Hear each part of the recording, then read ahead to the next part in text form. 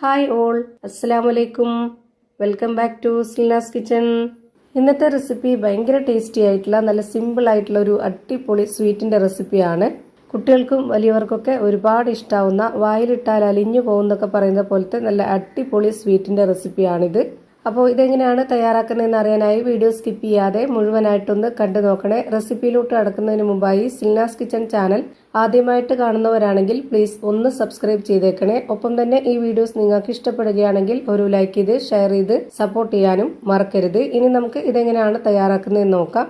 ഇതിനുവേണ്ടി ആദ്യം തന്നെ സ്റ്റവിലേക്ക് ഒരു കടായി വെച്ച് ഫ്ലെയിം ഓണാക്കി കൊടുത്തിട്ടുണ്ട്. ഇതിലേക്ക് 250 ml കപ്പിന്റെ അളവിൽ 3/4 കപ്പിന് ശർക്കര പൊടിച്ചതാണ് ഇട്ട് കൊടുക്കുന്നത്. ഇതേ കപ്പ് അളവിൽ തന്നെ 2 കപ്പ് വെള്ളം ഒഴിച്ചു കൊടുക്കുന്നുണ്ട്. ഇനി ഇതൊന്ന് തിളച്ചു വരാൻ വേണ്ടിയിട്ട് വെയിറ്റ് ചെയ്യാം.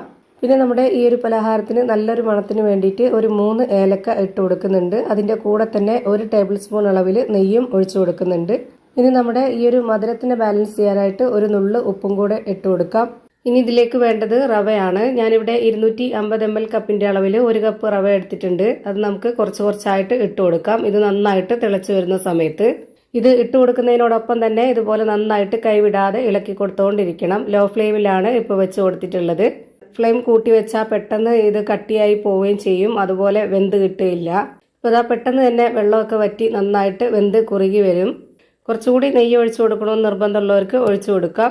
ഞാനങ്ങനെ ഇതിൽ ഒരുപാട് നെയ്യ് ഒഴിച്ചു കൊടുക്കുന്നില്ല. ഇനി നമുക്ക് ഇതിലേക്ക് വേണ്ടത് തേങ്ങ ചിരകിയത് മിക്സിയുടെ ജാറിലിട്ടിട്ട് ചെറുതായിട്ട് വെള്ളം ഒഴിച്ചിട്ടൊന്ന് അരച്ചെടുത്തിട്ടുണ്ട്. അങ്ങനെ തേങ്ങയുടെ അരപ്പാണ് ഞാനിപ്പോൾ ഇതിലേക്ക് ഇട്ട് കൊടുക്കുന്നത്.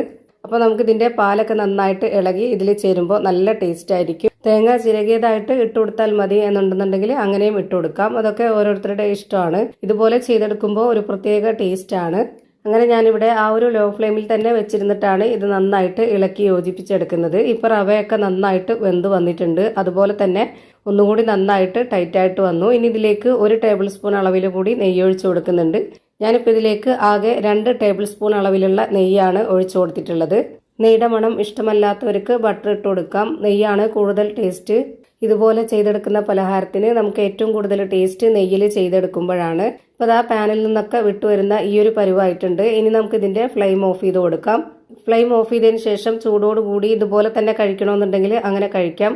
അതല്ലാന്നുണ്ടെങ്കിൽ ഇതുപോലെ ഒരു ട്രേയിലേക്ക് കുറച്ച് നെയ്യൊന്ന് തടവിയതിന് ശേഷം അതിലേക്ക് ഇട്ടിട്ട് നന്നായിട്ടൊന്ന് ഷേപ്പ് ചെയ്ത് കൊടുത്തിട്ട് ഒരു അരമണിക്കൂറിന് ശേഷം ഇതുപോലെ കട്ട് ചെയ്തിട്ട് എടുത്ത് കഴിക്കാവുന്നതാണ്. അപ്പൊ നല്ല ഷേപ്പും കാണാനൊരു ഭംഗിയൊക്കെ ഉണ്ടാവും. ഇപ്പൊ ഇതാ ഞാനിവിടെ അരമണിക്കൂറിന് ശേഷം കട്ട് ചെയ്തെടുക്കുന്നുണ്ട്. നല്ല ടേസ്റ്റി ആയിട്ടുള്ള, നല്ല പഞ്ഞ് പോലെ വായിലിട്ടാൽ അലിഞ്ഞു പോകുന്ന അത്രയും രുചിയായിട്ടുള്ള ഒരു സ്വീറ്റ് റെഡിയായി കിട്ടി. ഇത് കാണുമ്പോൾ തന്നെ നിങ്ങൾക്ക് മനസ്സിലാവുന്നുണ്ടാവും എത്രത്തോളം പെർഫെക്റ്റ് ആയിട്ടാണ് കിട്ടിയിട്ടുള്ളതെന്ന്. അപ്പോൾ ഇത്രയേ ഉള്ളൂ ഇന്നത്തെ വീഡിയോ ഇഷ്ടമായാൽ ലൈക്ക് ചെയ്യാനും കമന്റ് ചെയ്യാനും ഷെയർ ചെയ്യാനും മറക്കരുത്. അതുപോലെ തന്നെ ഞാനിടുന്ന പുതിയ വീഡിയോസ് നോട്ടിഫിക്കേഷനായിട്ട് കിട്ടുന്നതിന് വേണ്ടി സബ്സ്ക്രൈബ് ചെയ്ത് ബെല്ലൈക്കൺ അമർത്തി അതിൽ ഓൾ എന്ന ഓപ്ഷൻ എനേബിൾ ചെയ്ത് കൊടുക്കാനും മറക്കരുത്. പുതിയൊരു വീഡിയോയുമായി വീണ്ടും വരും. Thank you for watching.